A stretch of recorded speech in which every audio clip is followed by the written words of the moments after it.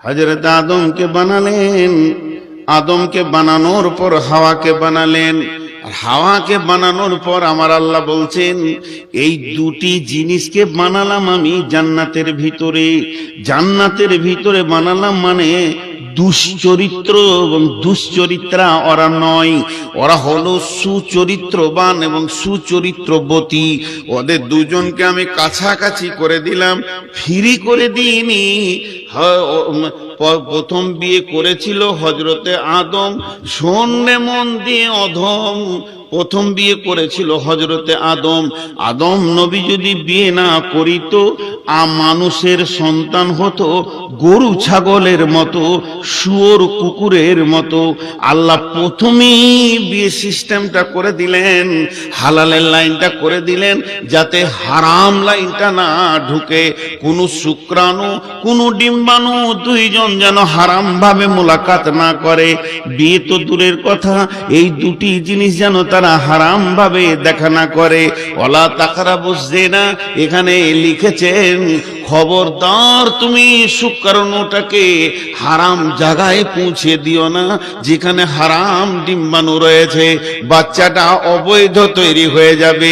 এই জায়গাটাকে বন্ধ করার জন্য, ওই জায়গাটা কেটে দেওয়ার জন্য আল্লাহ আদমের বিয়ে দিয়ে হাওয়াকে তার কোলে তুলে দিলেন। সুবহানাল্লাহ, আল্লাহর কি কারিশমা। আল্লাহ বলছেন আমি আত্মা থেকে বানালাম, আমি আদমের আত্মা সম্পৃক্ত থেকে বানালাম। তো আত্মা থেকে বানালো মানে এখানে আর একটা জিনিস আমি বলে নিব, একটা দেহ একটা আত্মা। দেহ তৈরি হয়েছে মাটি থেকে, দেহ ধ্বংস হবে মাটিতে। আত্মা তৈরি হয়নি, আত্মা এসেছে আল্লাহর কাছ থেকে, আত্মা ফিরে যাবে আল্লাহর কাছে। তো পৃথিবীতে আমার যত আত্মীয় আছে সব তৈরি হয়েছে আমার দেহের সাথে সম্পর্ক, আর স্বামী স্ত্রীর সম্পর্ক হচ্ছে আত্মার সঙ্গে। আমি যার রক্তে জন্ম নিয়েছি তার দেহের সাথে আমার সম্পর্ক আমার বাপের। আমার মেয়েটা আমার রক্তে জন্ম নিয়েছে, তার সাথে আমার সম্পর্ক হলো দেহের সাথে সম্পর্ক, রক্তের সম্পর্ক, দেহের সঙ্গে সম্পর্ক। দেহ যেমন লন্ড ভন্ড ভেঙে চুরমার হয়ে মাটি হয়ে যাবে, এ আত্মীয়তাগুলো মাটি হয়ে যাবে। আর স্বামী স্ত্রীর সম্পর্কটা হয়েছে আত্মা থেকে, মিন নাফসিন ওয়াহিদাতিন, মিন নাফসিন ওয়াহিদাতিন ওয়া খালাকা মিনহা যাওজাহা। আত্মার যেমন মত নাই, আত্মা ইল্লিন সিজ্জিনে যাবে, জান্নাতে যাবে, জাহান্নামে যাবে, এই আত্মার যেমন মত নাই, স্বামী স্ত্রীর সম্পর্কের কোনো শেষ নাই। জাহান্নামে দুজন আছে, জ্বলবে, কেউ কাউকে খেয়াল রাখতে পারবে না, আগুন এমন ভয়ঙ্কর। কিয়ামতে দুজন আছে, হাই হাই নাফসি নাফসি করবে, কেউ কাউকে খেয়াল রাখতে পারবে না। কবরে আল্লাহ জ্বলন। যদি জাহান্নামী হয়ে যায় দুজনে, তাদের কোনো মেলের কথাটা চিন্তা করাই যাবে না। আর দুজনেই যদি জান্নাতি হয়, আবার একটা খাটে আল্লাহ জান্নাতে শোয়াবেন, আবার একটা খাটে আল্লাহ জান্নাতে শোয়াবেন। তাইলে এই সম্পর্কটা কত গভীর।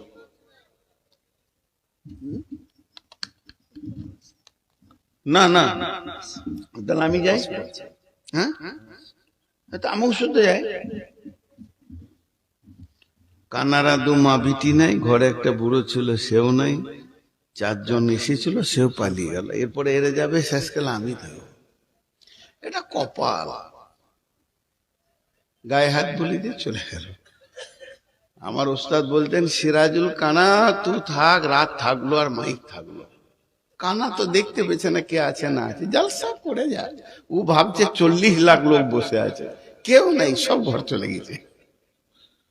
এই চোখওয়ালা লোক কি এই কাজ করতে পারে ভাই? তাহলে আত্মা থেকে বানালো। একটু আগে চলেন, মিন নাফসি ওয়াহিদাতিন ওয়া খালাকা মিনহা যাওজাহা। আল্লাহ বলছেন ওয়াবাসা মিনহুমা রিজালান কাসীরান ওয়ান নিসা ওয়াত্তাকুল্লাহাল্লাযী তাসাআলুনা বিহি ওয়াল আরহাম ইন্নাল্লাহা কানা আলাইকুম রাকিবা। আল্লাহ তাবারাক ওয়া তাআলা বলছেন তুমি ওই আল্লাহকে ভয় করো যার নামে তোমরা ভিক্ষা করো, যাচঙ্গা করো এবং আত্মীয়তা ব্যাপারে সতর্কতা অবলম্বন করো। নিশ্চয় আল্লাহ তোমাদের ব্যাপারে সচেতন। তাসাআলুনা বিহি ওয়াল আরহাম ইন্নাল্লাহ কানা আলাইকুম রাকিবা। যারা আত্মীয় আছে তাদের সাথে সম্পর্ক ভালো রাখো, সম্পর্ক ছিন্ন করিও না।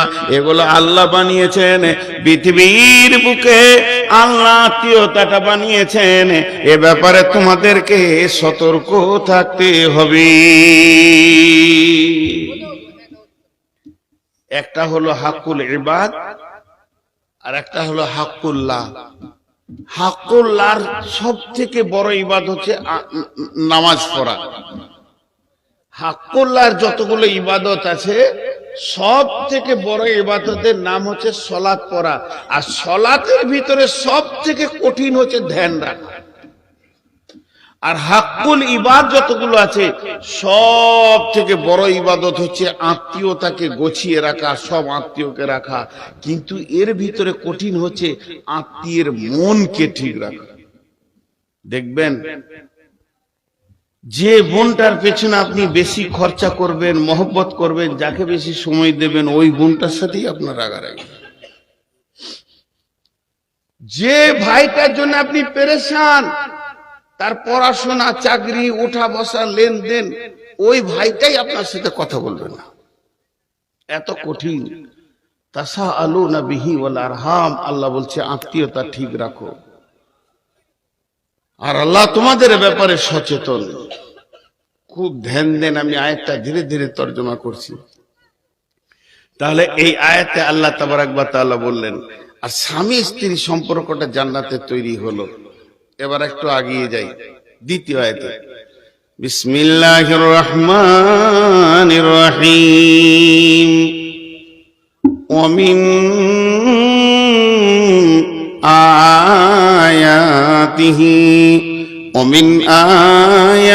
আয়াতিহি আন খালাকা লাকুম মিন আনফুসিকুম আজওয়াজান লিতাসকুনু ইলাইহা ওয়া জাআলা বাইনাকুম মাওয়াদ্দাতাও ওয়া রাহমা ইন্না ফি যালিকা লাআয়াতিন লিকাউমি ইয়াতাফাক্কারুন। আয়াত মানে নিদর্শন। ভাই একটু মনোযোগ দেন। কিছু উচ্ছৃঙ্খল মানুষ কথা বলছে, এগুলো খারাপ। খুবই প্রয়োজন হলে আপনাদের বাইরে চলে যাওয়া উচিত। আর এই ছেলেগুলো লাফালাফি করছিস রে বাবা, একটু ধ্যান দিয়ে শোন, ভালো না লাগে চুপ করে বস। আল্লাহ বলছেন নিদর্শনের কথা।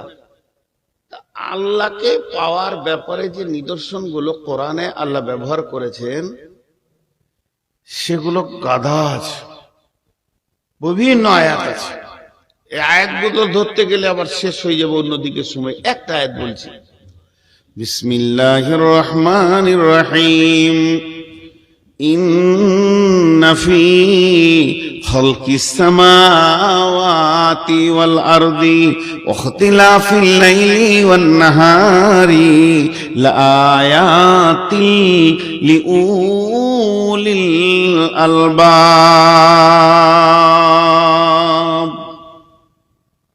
এরকম অনেক আয়াত পাবেন, কোরআনে অনেক আয়াত পাবেন।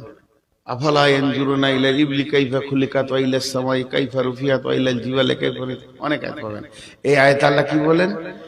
নিশ্চয়ই সৌরজগৎ সৃষ্টি করার ব্যাপারে, আসমানে যা ঝুলছে, যা দৌড়ছে, নক্ষত্র, তারা, প্লুটো, নেপচুন যা রয়েছে, মঙ্গল, বুধ গ্রহ, সৌরজগতের সৃষ্টি দেখে এবং জমিনকে সত্যবক আমি বানিয়েছি, জমিনের ভিতরের কারিশমাকে দেখে এবং দিবারাত্রি যে পরিবর্তনটা হতে রয়েছে, রাত দিনের পেছনে দৌড়ছে, দিন রাতের পেছনে দৌড়ছে, কিয়ামত পর্যন্ত কেউ কাউকে ধরতে পারবে না, দ্রুত গতিতে দৌড়ছে। সূরা ইয়াসিনে আল্লাহ বলছেন এইগুলো যখন জ্ঞানী ব্যক্তিরা দেখবে তো ওই জায়গাতেই আমাকে খুঁজে খুঁজে পেয়ে যাবে লিউল আয়াতিল লিউলিল আলবাব।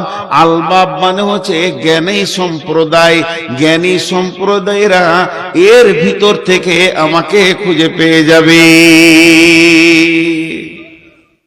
জি ভাই, একটু ধ্যান দেন। তোমার জ্ঞান আছে, আল্লাহকে দেখো। আল্লাহকে তো দেখা যায় না, বলে আল্লাহর নিদর্শন দেখে তুমি আল্লাহকে বিশ্বাস করো। কত আর বলবো, কত আর বোঝাবো। জি, তা আল্লাহ বলছেন তোরা অনেক দেখেছিস, অনেক দেখেছিস আমার নিদর্শন। আমার নিদর্শন দেখতে দেখতে তোদের জ্ঞানের ভান্ডার বেড়ে গেছে। আমি তোদেরকে জ্ঞান দিয়েছি, তবে একটা সুপ্ত আমার নিদর্শন তোদেরকে ধরিয়ে দিচ্ছি, হয়তো ওদের খেয়াল আছে কিনা নাই। ভাই, মোবাইলের লাইটটা বন্ধ করেন। আপনি ইচ্ছা করে আমাকে জ্বলাচ্ছেন, বুঝতে পারছি। এটা আপনার করা উচিত হয় নাই, আল্লাহ মাফ করবে না। আপনি জানেন যে আমি মোবাইলে লাইট নিতে পারি না, তারপরও আপনি দিচ্ছেন। তা এদেরকে শুনতে দেন। আপনাকে বিরক্ত লাগছে, বাড়ি চলে যান। আপনি নিয়ত করছেন যে তোকে ঠান্ডা করে ছাড়ো, তোর করা কি দরকার আছে? আমি রুগী মানুষ, আস্তে আস্তে করে বলছি, আপনার হিংসা করার কি দরকার আছে? লালগোলা এলিয়ায় এমন একটা বাচ্চা নাই যে জানে না নূর মোহাম্মদ এটা নিতে পারে না। তো এবার সুপ্ত ভাবে লুকানো আছে, সেটাকে আল্লাহ খুঁজে বের করে দিয়ে বলছে দেখ আর একটা নিদর্শন কি। ওমিন